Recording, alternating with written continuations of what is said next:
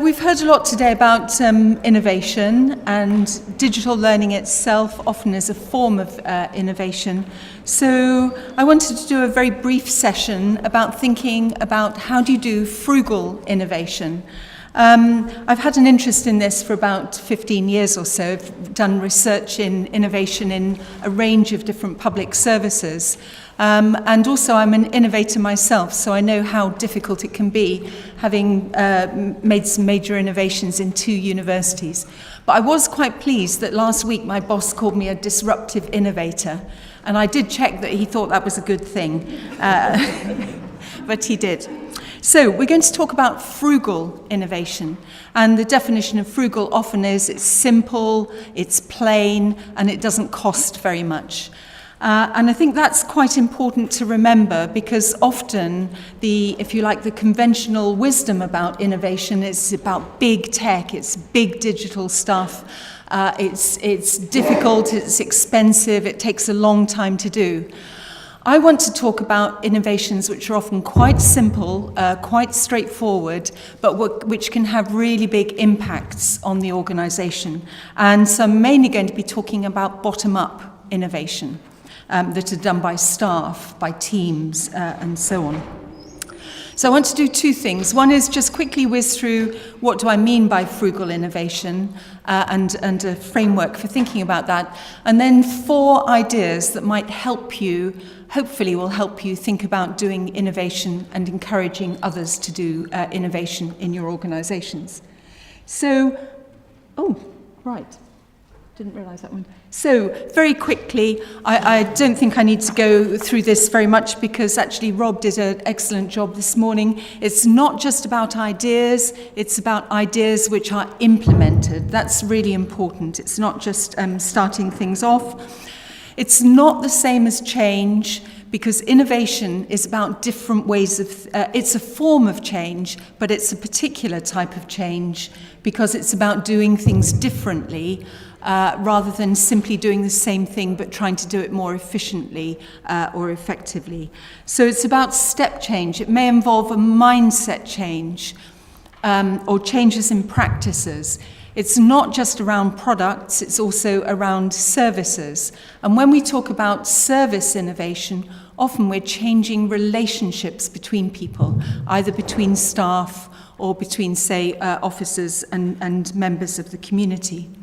Now, just to reinforce how small innovation can be, I want to give you an example. When I was working with some highways engineers in Nottingham County Council, and we came to look at a zebra crossing over the road.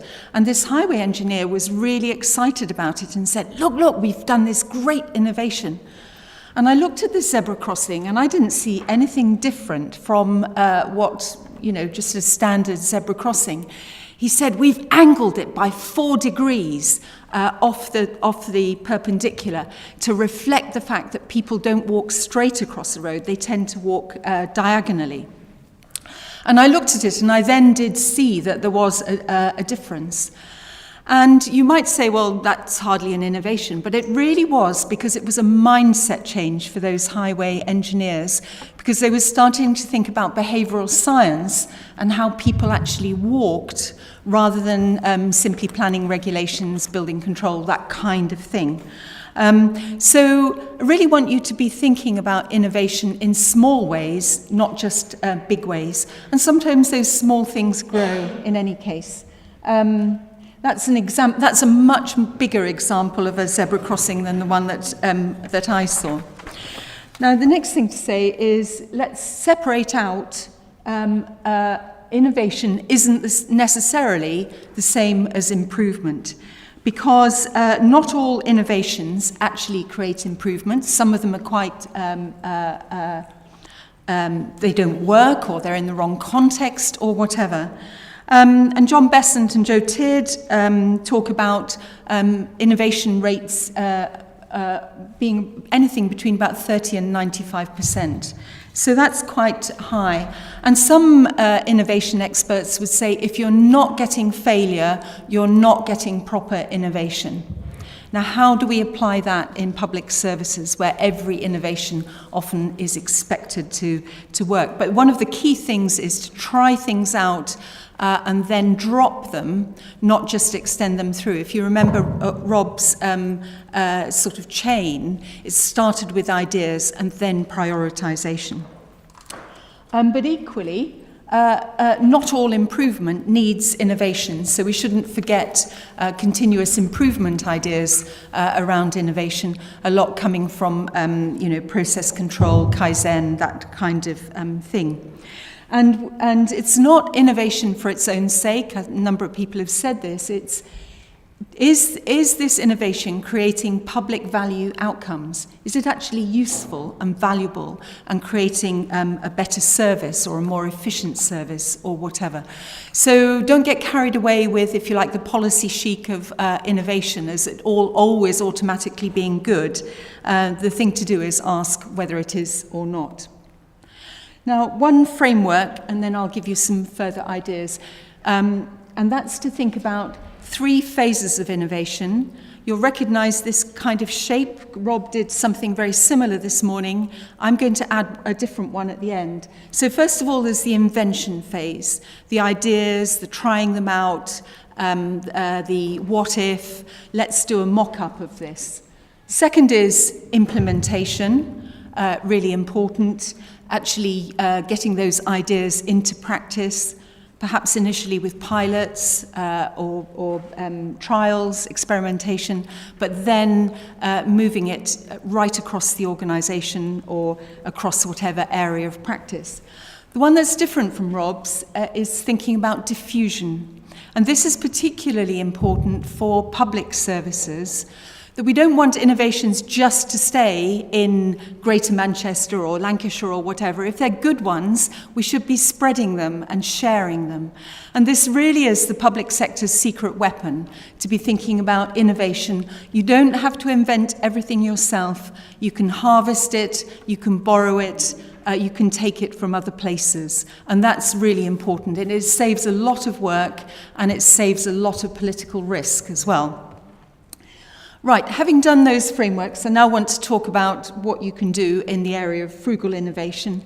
And the first is to break the myth that the public sector is no good at innovation. Actually, it's fantastically good at innovation. The traditional view is that the private sector is very good at innovation because it uses market competition, and market competition drives innovation. That's true in certain sectors. It doesn't even apply fully to the private sector. But actually, when we look at the public sector, amazing innovations, and one of the big ones, of course, is the internet. This came out of public sector funding, public sector work. And we've got plenty of other examples as well. If you look at your smartphone, almost all the features on it were actually developed by the public sector. They may have been exploited by the private sector, but they're actually coming from the public sector. And there are many good ideas coming from police officers, social workers, teachers, as well as others in public services.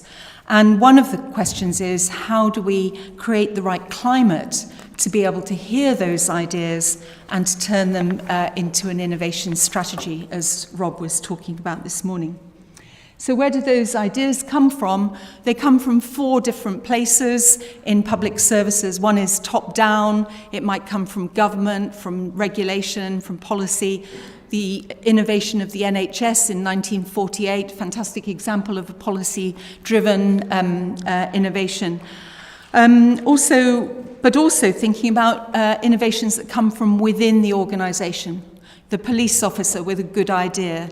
I heard recently Greater Manchester is trying to stop missing persons on a Saturday night in children's homes by paying for pizza and Netflix in those children's homes, and they're saving an enormous amount of money and protecting children from harm. Quite a small innovation, but quite interesting, and not yet evaluated, but quite an interesting one. The third one is professionally driven, where people pick up ideas, if you like, sideways in. And that's very much what this event is about, isn't it? Learning from others, hearing about what Gwent's doing in virtual reality and the Met's doing on Netflix and things like that. So a really important way. And finally, also thinking about user-driven innovation, getting ideas from communities, from users, from patients, maybe even sometimes from criminals as well. But then let's think about how you can actually make this happen, because it's not always easy working in big organizations to get the right climate. This cartoon, if you can't read it, I'm happy to give you innovative thinking. What are the guidelines? And that's the classic thing in our organizations, isn't it? That we want innovation, but we're working in quite a structured, institutionalized kind of way. So I'm going to give you 4 ideas that might help. First is to think that one of the key issues about innovation isn't finance, it's actually energy, organizational energy. And we often think that innovation may need money, but actually, as we've heard the various innovations today, a number of them are quite cheap. They're done in volunteers' time, even if the laptops get stolen. And it's about creating a positive climate. So what can you do as a manager or a team leader to actually create the right environment in which people will come to you and say, I've got an idea, or what if we did this? And the response being, tell me more, rather than that won't work.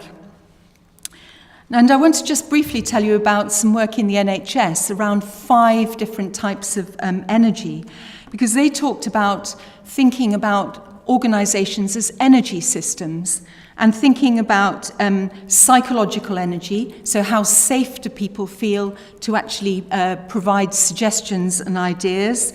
Is there enough trust, enough interpersonal trust? Secondly, social energy, and we all know how buzzy and fantastic it can be to be part of a good team, but equally how draining of energy it can be if you're part of a bad team. So thinking about social energy. Spiritual energy, they don't mean by this religion, but they mean actually having a strong sense of purpose. What's my team trying to do? What's my organization trying to do? And then thinking about how innovation will fit there. Intellectual energy is curiosity and the ability to analyze, to think ahead, and so on. And some organizations have lots of physical energy.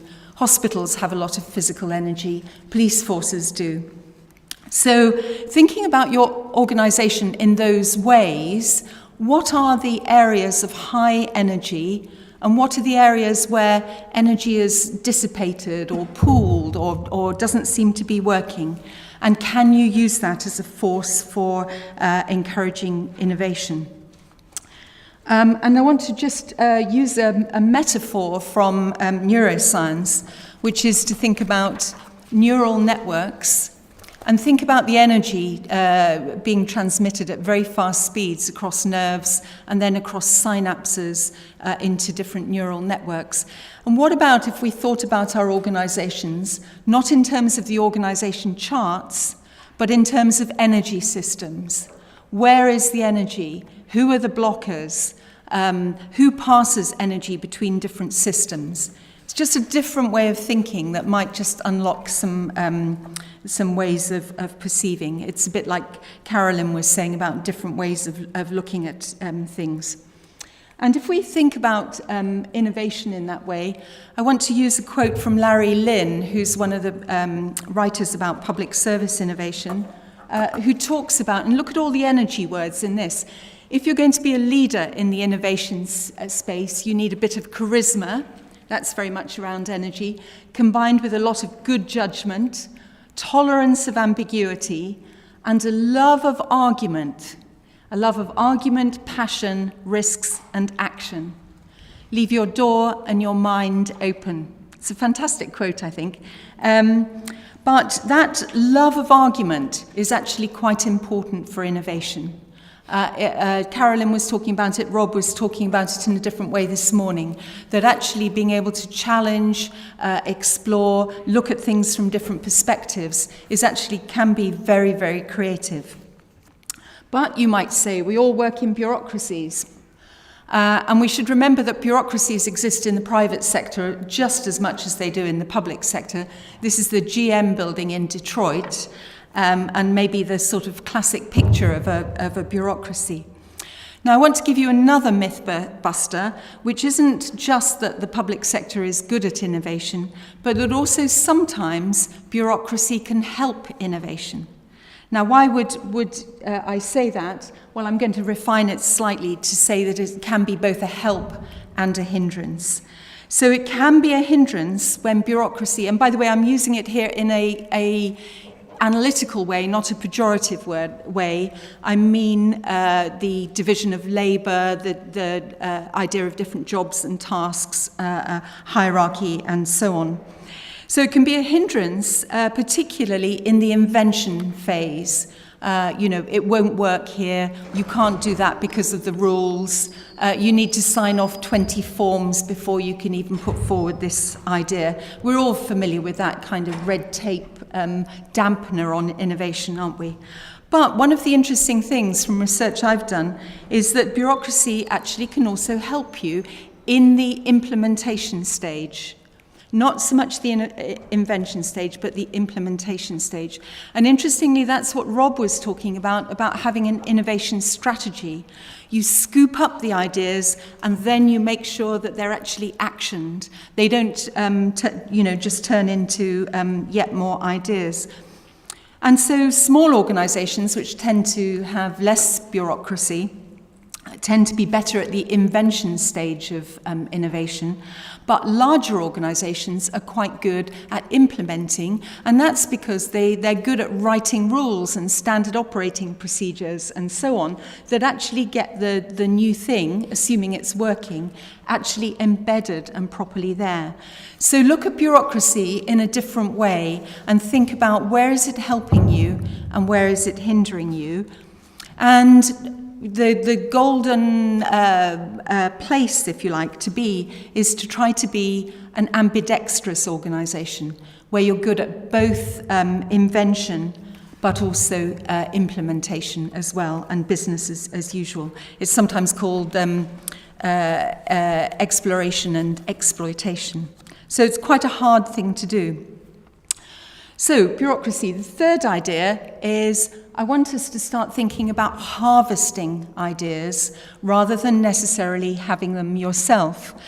The traditional view of innovation is you have some very, very bright people and you put them in a special unit, an R&D unit or a policy unit, and they're very bright and they come up with fantastic ideas.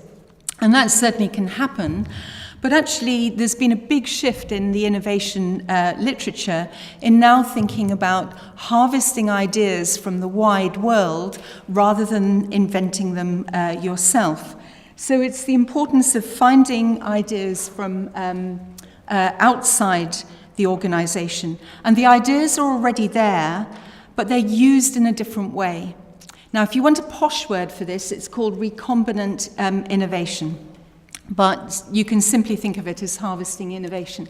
And one of the famous examples actually comes from, I'm going to put it here, is Great Ormond Street, who took the idea of the pit stop in Formula One and used the ideas there in how you transfer children from surgical theatre to intensive care. And they took those ideas, which were particular, and they came about because a couple of doctors were watching Formula One on a Saturday afternoon, a couple of cans of beer, thinking about it, and suddenly saw the parallel, the obviously underlying parallel, not the surface one. But you have people with very specialized roles. You practice and practice and practice. You have one person who makes the final decision about whether the car is safe and ready to go back out on the track.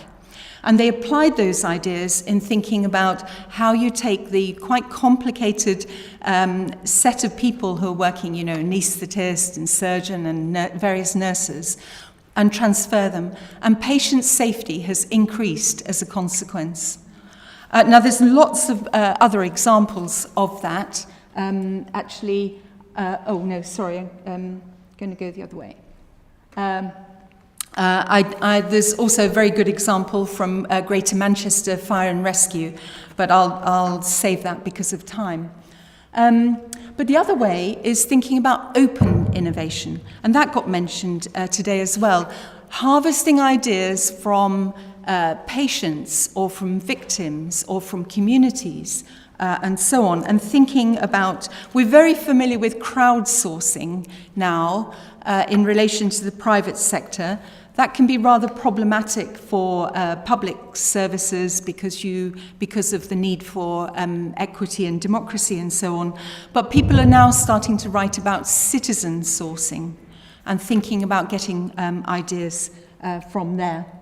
A couple of examples of this. If I had more time, I'd talk about the Lego story, but also children designing hospitals or hospital wards in ways that make sense to them and feel friendly to them. Now, just a final point on diffusion of innovation. I mentioned it's the public sector's secret weapon. It's actually learning from other organizations. But one of the things that we know, and some research that I did over 10 years with the whole of local government, indicated that actually how those ideas are taken and shared actually really matters, and it requires skill on the part of the taker in, if you like, not just the innovator. So we looked at, in this piece of research, on taking ideas, innovations, and implementing them back in the home local government. And where those ideas had been, where innovations had been taken, there's some very interesting statistics on this. So first of all, nearly 2/3 said they took an idea from this innovation scheme called the Beacon Scheme, and they adapted it. They didn't just take it wholesale, they adapted it. And it shows that adaptation, more than adoption, is actually what often happens in innovation. And this has been found in other settings too. So it's thinking about what's going to work in my locality, with my chief officers, with the set of practices and so on that we have in our place, our culture, rather than where it's come from. And that's really, really important. A second lot of people in this study, or over a quarter, said, it helped them accelerate the idea. In other words, they already had the innovation idea, but it helped them speed up on it. And when, from our interviews, we found that it reduced risk, because you could say, well, don't worry, because Greater Manchester's already tried it, and it seems to work for them, so let's do it here. And it's still an innovation, by the way, if it comes to your organisation, because it's new to you. That's the important thing. It helped deal with confidence. It meant that cul-de-sacs and blind alleys were avoided, and so on. And only 8% actually based it closely on the innovator. Only 8%. And actually we know from other work, from Bain, from Nelson and Winter and others, that replication, we often talk about replication, but actually it rarely occurs, except in near laboratory conditions. So in policy terms, we should stop talking about replication or rollout or that kind of language, but always be thinking about adaptation to local circumstances, local budgets, local people. So I've given you some ideas there around energy, around bureaucracy, around harvesting ideas, and around diffusion of innovation. I particularly focused on innovation at the organizational level. You can apply these ideas at partnership level as well if you want. I'm not saying very much about innovators as individuals. There's a whole literature on that, We know that they tend to be quite creative. They often have high levels of curiosity. They tend to be very well networked, so they're already harvesting ideas from a range of people. But I just wanted to finish with a quote from Winston Churchill, which is, sorry, no, I'm not finishing with this follows on from this, which is the idea of adaptation more than adoption leads you to a metaphor rather than replication or copy and paste. It's graft and grow. So you've got a rootstock, which is your own organisation, and you're putting an innovation on it. And it's really worth thinking in that kind of way. But I want to finish by just talking about, we all know that if you are an innovator, if you're trying to bring in innovation in your own organisation, it can often be exhausting. It can often give you points where you're ready to give up and you have to keep trying. I'm sure Rob knows that very well. But any of you who've actually tried to bring in new ideas against the climate of, well, we've never done it that way before, or we've got regulation X or whatever. So just a point of encouragement to finish with is this from Winston Churchill. Success is the ability to go from failure to failure without losing your enthusiasm. Thank you very much.